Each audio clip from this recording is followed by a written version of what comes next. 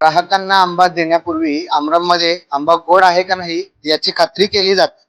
ती खात्री आम्ही कशी करतो, तर आमच्याकडे रिफ्रॅक्टोमीटर आहे. रिफ्रॅक्टोमीटर मध्ये आंब्याची ब्रिक्स चेक केली जाते. ब्रिक्स म्हणजे आंब्यामध्ये शुगर लेवल किती आहे हे चेक केलं जातं.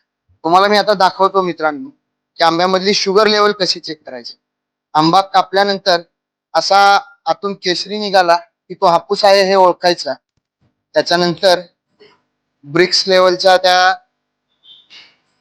लेवल्स घेण्यासाठी म्हणून आपण या रिफ्रॅक्टोमीटर वरती आंब्याचा रस थोडासा टाकायचा. तो रस टाकल्यानंतर ह्याच्यामध्ये जे रिडिंग्स दिसतं त्या रिडिंग्स मध्ये आपल्याला लक्षात येईल आंब्याचे गोडी आहे की नाही.